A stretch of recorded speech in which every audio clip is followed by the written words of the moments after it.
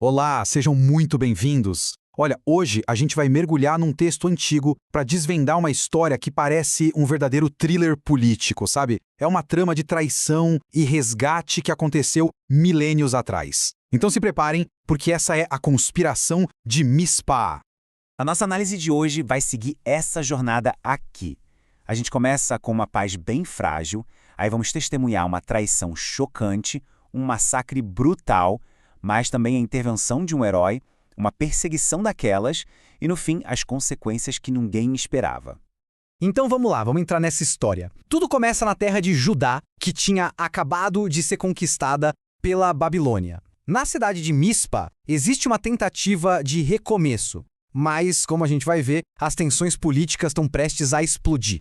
E no centro desse conflito todo, temos duas figuras principais. De um lado, o Gedalias, que era o governador nomeado pelos babilônios, um símbolo dessa nova ordem.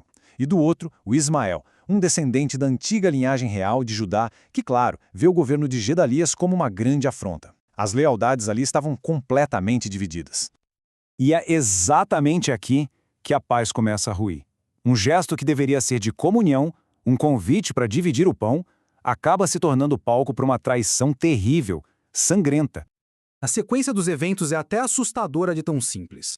Ismael chega com 10 homens, eles são recebidos pelos Gedalias, sentam para comer. É importante lembrar que no mundo antigo, compartilhar o pão era quase um pacto sagrado de segurança. E então, no meio da refeição, quebrando totalmente essa confiança, eles simplesmente se levantam e atacam. O texto-fonte é bem direto e brutal. Ele diz: "E feriram a espada a Gedalias, matando assim aquele que o rei de Babilônia havia posto por governador sobre a terra." Isso não foi só um assassinato, né? Foi um ato de rebelião direta contra o maior império da época. E a violência não parou no Gedalias, não. Ismael e seus homens mataram todos os judeus e os soldados caldeus, ou seja, os babilônios que estavam com o governador. O objetivo era bem claro: eliminar qualquer um que fosse leal à Babilônia e tomar o poder à força. Com o governador morto, Ismael agora parte para consolidar seu controle de uma forma, bem, aterrorizante. Usando o engano para atrair mais vítimas inocentes. 80 homens. Eram peregrinos de cidades vizinhas que estavam de luto, com as barbas raspadas, roupas rasgadas, a caminho de Jerusalém. Mal sabiam eles que estavam caminhando direto para uma armadilha. A astúcia do Ismael aqui é de arrepiar. Ele vai ao encontro deles chorando, fingindo que compartilha do luto deles, e aí ele os convida para ir até Mizpah para ver o governador, sabendo muito bem que o Gedalias já estava morto, pelas mãos dele mesmo. Quando a armadilha se fecha, 10 desses homens fazem uma oferta desesperada. Eles dizem: "Não nos mates, porque temos, no campo, tesouros, trigo, cevada, azeite e mel." Num momento de pura sobrevivência, eles tentam negociar a vida com os únicos bens que tinham. E esse gráfico aqui mostra bem o resultado sombrio. 70 dos peregrinos foram massacrados e jogados num poço. Apenas 10 foram poupados. É um testemunho silencioso da brutalidade do que aconteceu e da sorte de pouquíssimos. Mas a notícia de uma maldade desse tamanho não fica em segredo por muito tempo. Então, vamos passar para a reação e ver como uma esperança surge na forma de um capitão chamado Joanã.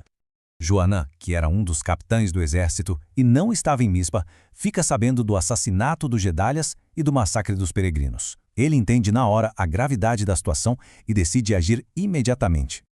E isso nos leva direto para o clímax da nossa história. Ismael tenta escapar com seus prisioneiros, mas o Joanã está logo atrás, no encalço dele. O confronto acontece perto das grandes águas de Gibeão. A perseguição é muito rápida. No primeiro dia, Ismael captura quem sobrou do povo de Mizpah e começa a fugir. Logo em seguida, Joanã recebe a notícia, reúne seus homens e parte. A perseguição não dura muito e eles conseguem alcançar o Ismael e seu grupo. A tensão nesse momento deve ter sido enorme. O Ismael está encurralado, mas ele ainda tem todos os reféns. A grande pergunta é: será que os cativos poderiam ser salvos? E aí acontece uma reviravolta incrível. Quando os prisioneiros veem o Joanã e seu exército, eles mesmos se alegram e se viram contra o Ismael. Eles simplesmente abandonam o seu captor e correm para o lado do seu salvador. O poder do Ismael desaparece ali, na hora, sem nem precisar de uma grande batalha.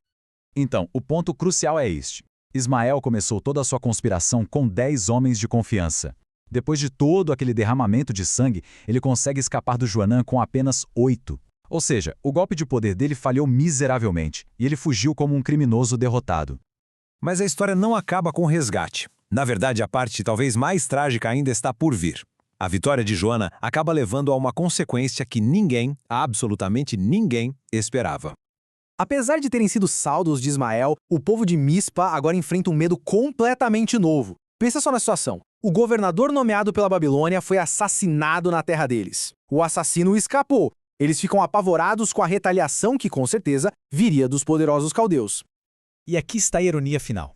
Ao invés de voltarem para casa e reconstruírem Mispa sob a liderança do Joanã, o herói que o salvou, o medo toma conta. O grupo inteiro decide que a única opção é fugir para o Egito. Isso nos deixou com uma pergunta bem inquietante para refletir. O ato do Ismael, que talvez ele visse como uma luta por liberdade, e o resgate que veio depois, será que no fim das contas tudo isso só serviu para garantir o exílio do seu próprio povo? Uma história que mostra como o medo pode às vezes ser um inimigo muito maior do que qualquer tirano.